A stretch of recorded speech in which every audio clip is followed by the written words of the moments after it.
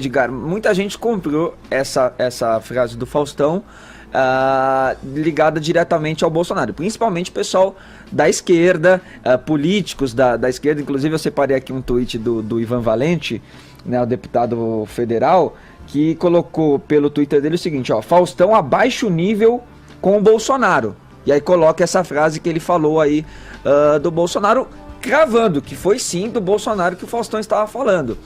Eu quero fazer a minha crítica aí baseado na interpretação corrente de que a fala foi sim dirigida ao Jair Bolsonaro, porque essa tese está sendo encampada não apenas pela oposição, como pela situação também, né?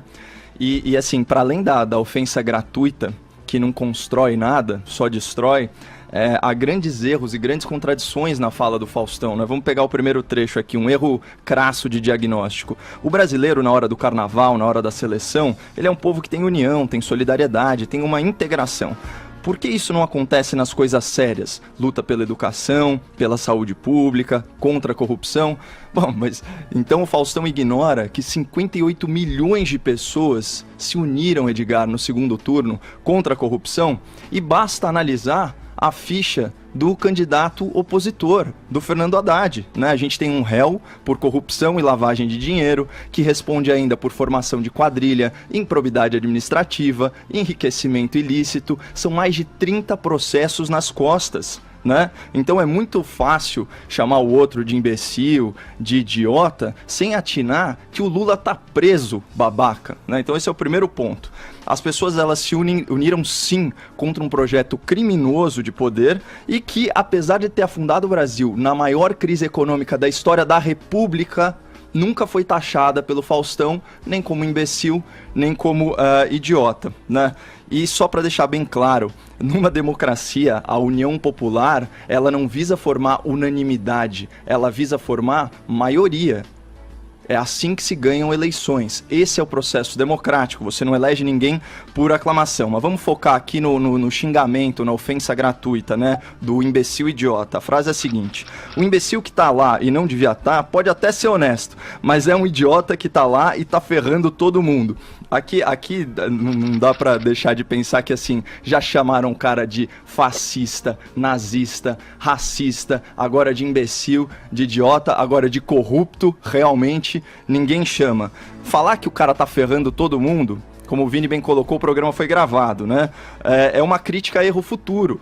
É um grande absurdo. O cara acabou de ser eleito e já tá ferrando as pessoas. Então você também acha que essa crítica pro foi Bolsonaro? pro Bolsonaro? Ah, com certeza. Sim, a minha interpretação, quer dizer, com certeza não dá pra gente cravar. Eu acho precipitado, gente. Mas até porque já se sabia, né, o que ele faria e a proposta, algumas das direções que ele daria ao governo, né, através das plataformas. Bom, né? Um programa que iria ao ar 5 dias após a posse, é difícil você ferrar o mundo inteiro em 5 dias, né? 5 dias. Quem conseguiu fazer isso foi o Fernando Mas Collor. aí reforça a Esse teoria... sim, eleito pela Rede Globo. Mas aí reforça a teoria de que ele está fazendo uma crítica genérica à figura do político, né? Tudo bem, vamos focar então na ofensa, né? O imbecil idiota. Você acha mesmo que alguém, nas circunstâncias do Bolsonaro, você acha que um imbecil, um idiota consegue chegar à presidência da República? Só existe uma forma de você chegar à presidência da República sendo um idiota: comprando apoio político e com muito dinheiro. Muito dinheiro. A campanha política do Bolsonaro teve verba de campanha de deputado. Ele tentou devolver dinheiro. Ele gastou cerca de 2,5 milhões de reais. Sabe quanto foi a campanha da Dilma? Né? É para eleger um poste que você precisa de grandes campanhas marqueteiras e de dinheiro. A campanha da Dilma de 2010 foi 153 milhões, Edgar. A campanha de 2014 foi 350 milhões. 140 vezes o custo da campanha do Bolsonaro. Se você pegar a delação do Palocci, ele fala que as duas campanhas custaram 1,4 bilhão de reais. Aí sim, dá para você fazer. Agora, sem tempo de TV, uma campanha franciscana, né, com um cara que se propõe candidato desde 2014. Então você imagina que é um cara que está sob escrutínio popular há 4 anos. Não tem essa. E a frase famosa aqui do Abraham Lincoln: você pode enganar todas as pessoas por algum tempo e algumas pessoas por todo o tempo, mas você não pode enganar todas as pessoas o tempo todo. Por que isso? Porque o eleitor não é um idiota e não é um imbecil, né? Inclusive foram os mais ricos e mais escolarizados votaram em peso no Bolsonaro. Então não faz o menor sentido né, essa colocação. Somos todos, então, quem votou no Bolsonaro, especialmente no segundo turno, são todos idiotas e imbecis? Não. E aí, só para fechar, né, falando um pouquinho sobre a Rede Globo, um imbecil idiota, ele jamais deixaria o jornalismo da Globo de joelhos, Edgar. E o Bolsonaro fez isso 2 vezes. Primeiro no Jornal Nacional e depois da Globo News, fazendo a Miriam Leitão protagonizar talvez uma das maiores vergonhas do jornalismo nacional, em que ela estava psicografando o chefe dela por ponto eletrônico. No Jornal Nacional, cumpre lembrar que ele apontou a inconsistência do feminismo militante na questão da igualdade salarial, mostrando que era uma relação multifatorial. Ele escancarou a diferença de salário da Renata Vasconcelos e do William Bonner e ainda apontou a origem dos super salários da Globo, que vem de recursos públicos, né, de propaganda oficial do governo e principalmente das estatais. Fora isso, também, aí esse para mim o ponto alto, ele também trouxe à luz a participação da Rede Globo como pilar do regime militar, né? Nas palavras do próprio Roberto Marinho, em editorial que eu destaco aqui. Participamos da Revolução de 1964, identificados com os anseios nacionais de preservação das instituições democráticas ameaçadas pela radicalização ideológica, greves, desordem social e corrupção generalizada. Isso é frase do Dr. Roberto Marinho, grande Roberto Marinho, que quando foi instado pelo regime militar a entregar, a delatar os seus jornalistas de esquerda, ele falou aquela célebre frase, Edgar, dos meus comunistas, cuido eu. E que falta que está fazendo o Roberto Marinho, porque os esquerdistas da Globo andam muito descuidados. Cara, eu fico pensando assim, olha só, você tomou o discurso do Fausto diretamente, você falou, contra o Bolsonaro, né? A gente vive uma situação em que a gente está acreditando em coisas que não existem, acusando e criticando coisas que também não existem. É, sim. E é muito doido a gente viver nesse mundo. Eu só acho que a gente tem que fazer um adendo aqui à fala do Caio, pra lembrar de uma coisa bem específica.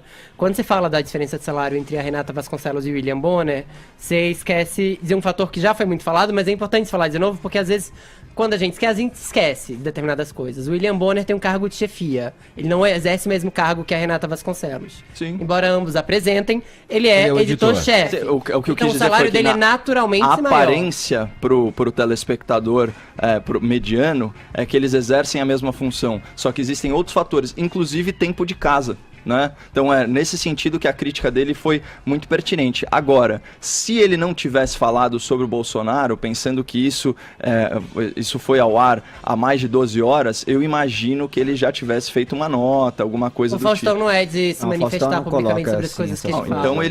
Então ele assume o risco da crítica. Agora, Edgar, nessa colocação que você disse aí das pessoas quererem acreditar naquilo que elas querem que seja real, pra você ver até onde as pessoas vão também, tinha muita gente acreditando ontem que o fato da plateia do Faustão estar vestida de azul e rosa era uma indireta pra ministra Damares. Só que, repito, o programa era em novembro. E eu acabei de verificar aqui também no Instagram da mulher do Faustão, Luciana Cardoso, ela colocou 3 livros aqui como dicas para ler durante as férias. Os livros são Uma Breve História da Humanidade, Homo Deus e 21 Lições para o Século 21. E ela coloca assim: PS, ler até a última frase de um pensamento, assim como escutar, o que é diferente de ouvir, dá sempre a compreensão global do que se fala. Hashtag fica a dica. Eu acho que o Faustão, só pra encerrar essa história, porque sei que a gente tem que mudar esse assunto, mas eu acho que o Faustão é um oásis dentro da Globo, no sentido de que ele tem a liberdade que poucos teriam de falar o que pensa em seu programa. E concordes ou discordes do Faustão, como é bom ter gente que se compromete, não baixa a cabeça pra qualquer tipo de discurso de ódio ou pra qualquer tipo de... Porque considera injustiça. Pra qualquer tipo de puxa-saquismo, digamos assim. Alguém que tá muito seguro das coisas que fala. Eu adoro Faustão e é isso.